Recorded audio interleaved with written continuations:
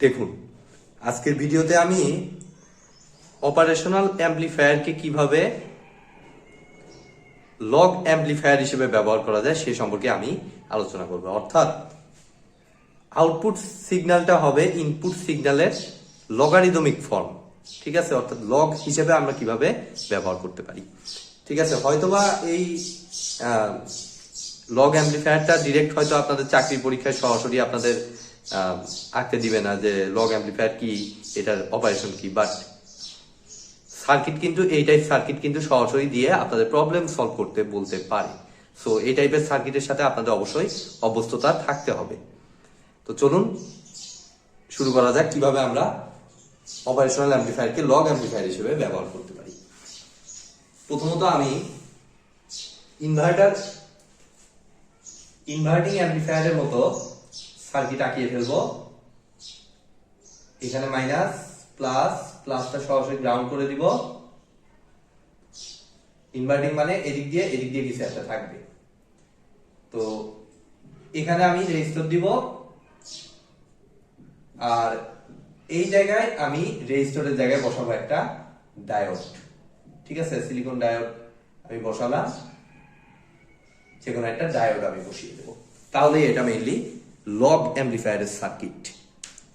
এখন আমার কোশ্চেন হলো কিভাবে এটা লগ অ্যাম্পলিফায়ার হিসেবে কাজ করবে সেটা দেখাবো, ঠিক আছে? তো আমি তার জন্য এখানে ভিআই মনে করলাম, এটা আর রেজিস্ট্যান্স, এটা আমাদের ডায়োড, আর এটা হচ্ছে আমাদের রিআউট। এটুকুই আমরা জানি আপাতত। তো এবার দেখুন, অপারেশনাল অ্যাম্পলিফায়ারে একদম বেসিক থেকে প্লাসটা গ্রাউন্ডেড মানে এটা 0 ভোল্টেজ, দ্যাট মিন্স এটাও 0, ঠিক আছে? আর এখান থেকে আমাদের I1 কারেন্ট তৈরি হইতেছে, ভিআই থেকে I1 কারেন্ট তৈরি হয়ে এখানে এসে দুইটা রাস্তা, তার এদিক দিয়ে তো কোনো কারেন্ট যাবে না কারণ সেম ভোল্টেজ, তাহলে পুরো I1 কারেন্টটা এদিক দিয়ে চলে যাবে। অর্থাৎ এটাকে আমরা I2 যদি ধরি তাহলে সিম্পলি আমরা I1 is equal to I2 বলতে পারি, সিম্পল। এখন আমরা I1 ইকুয়াল টু I2 বলছি, তো I1 এর ভ্যালু হচ্ছে আর এর এই সাইডের রেজিস্ট্যান্স, এই সাইডের ভোল্টেজ হচ্ছে VI মাইনাস ওই সাইডের ভোল্টেজ কত 0 divided by R is equal to I2। এখন কোশ্চেন হলো I2 ডায়োডের ভিতর থেকে কারেন্টটা আমরা কিভাবে পাবো? তো তার জন্য অবশ্যই আপনাদের ডায়োডের বেসিকে চলে যেতে হবে। ডায়োড কারেন্টের যে ফর্মুলা, ফরওয়ার্ড ডায়োড, এখানে আপনারা দেখতেই পাচ্ছেন এটা ফরওয়ার্ডে আছে, ঠিক আছে? ফরওয়ার্ড ডায়োডের যে ফর্মুলাটা, সেই ফর্মুলাটা আমাদের অ্যাপ্লাই করতে হবে। তো আমার ভিডিওতে ডায়োড সম্পর্কে ভিডিও আছে, সেখানেও আপনারা ওই ফর্মুলাটি পাবেন। যে ডায়োডের সমস্যা থেকে থাকে সেই ভিডিওগুলো একটু দেখে আসুন। আমি সরাসরি ফর্মুলাটা লিখতেছি। ডায়োড কারেন্ট I2 বলতে অ্যাকচুয়ালি ডায়োড কারেন্ট এর ফর্মুলাটা হচ্ছে IS মানে I saturation into e to the power VD divided by eta VT minus 1। আমি একটু রিক্যাপ করতেছি। IS হচ্ছে আমাদের স্যাচুরেশন কারেন্ট, VD টা হচ্ছে এই ডায়োডটার অ্যাক্রসে যে ভোল্টেজটা, ইটা হচ্ছে আইডিয়ালিটি ফ্যাক্টর, এটা কনস্ট্যান্ট। আর VT টা হচ্ছে কনস্ট্যান্ট বলবো না ঠিক, এটা শুধুমাত্র এই ভোল্টেজটা ডিপেন্ড করে হলো টেম্পারেচারের উপরে, ঠিক আছে? ডায়োড টেম্পারেচারের উপর নির্ভরশীল, যেহেতু ইলেকট্রনিক্স কম্পোনেন্ট। তো টেম্পারেচার যত হবে সেই অনুযায়ী VTর ভ্যালুটা চেঞ্জ হবে, ঠিক আছে? এটাকে বলা হয় থার্মাল ভোল্টেজ। এটা হচ্ছে আইডিয়ালিটি ফ্যাক্টর। এটা সিলিকন বা জার্মেনিয়াম কোন টাইপের ম্যাটেরিয়াল ব্যবহার করলে তার উপর ডিপেন্ড করে। VD হচ্ছে থার্মাল ভোল্টেজ, VD হচ্ছে ডায়োড ভোল্টেজ, IS হচ্ছে স্যাচুরেশন কারেন্টটা, ঠিক আছে?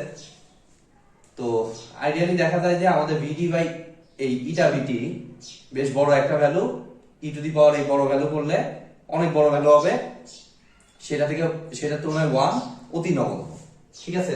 যার কারণে আমরা এই -1টাকে নেগলেক্ট করতে পারি। তাহলে আমরা এখানে VI divided by R is equal to IS into simply e to the power VD divided by eta VT বলতে পারি আপাতত, ঠিক আছে? এখন আপনারা একটু দেখুন, VD বলতে এই ভোল্টেজটা, এই VD টাকে কি আমি বলতে পারি না 0 মাইনাস V নট?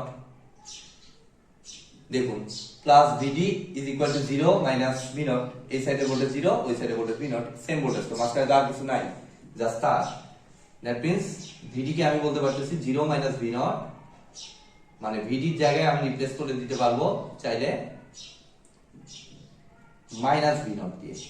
ঠিক আছে, এই ভ্যালুটা আমরা এখানে বসিয়ে দেবো, ভিডির জায়গায় আমরা মাইনাস ভি নটটা বসিয়ে দেবো। তাহলে আমাদের কত আসে, V I divided by R is equal to is e to the power minus v out divided by eta vt। ঠিক আছে,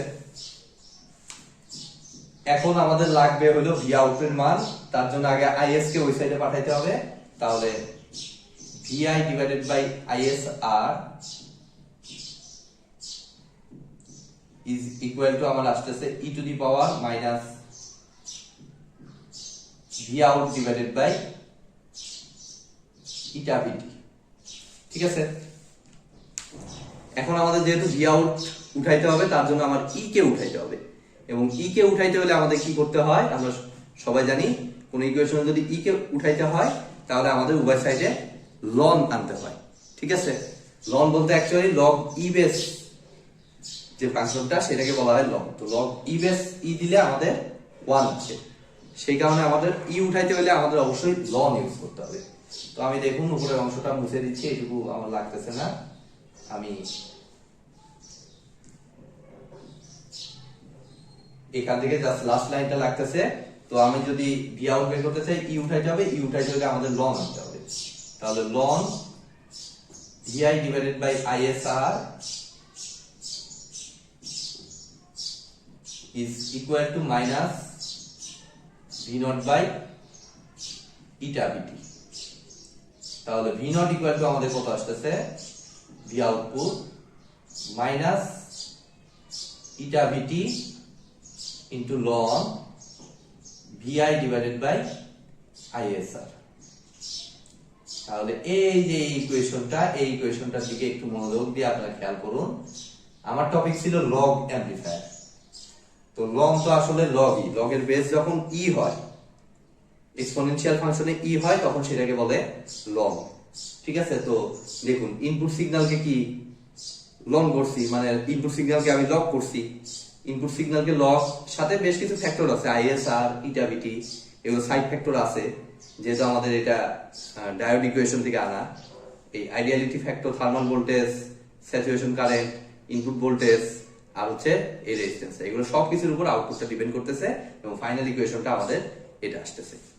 তো আমাদের এই ইকুয়েশনটা মুখস্থ রাখতে হবে না, কোনো অসুবিধা নাই, জাস্ট আমাদের লগ অ্যাম্পলিফায়ারের এই লজিকটা আমাদের মাথায় রাখতে হবে, যে আমাদের ডায়োড থাকলে আমরা কিভাবে অপারেশনাল অ্যাম্পলিফায়ারে ক্যালকুলেশন করতে পারি।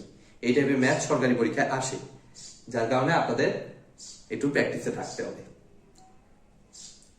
তো এই তো আজকের মতো ভিডিওটি এ পর্যন্তই।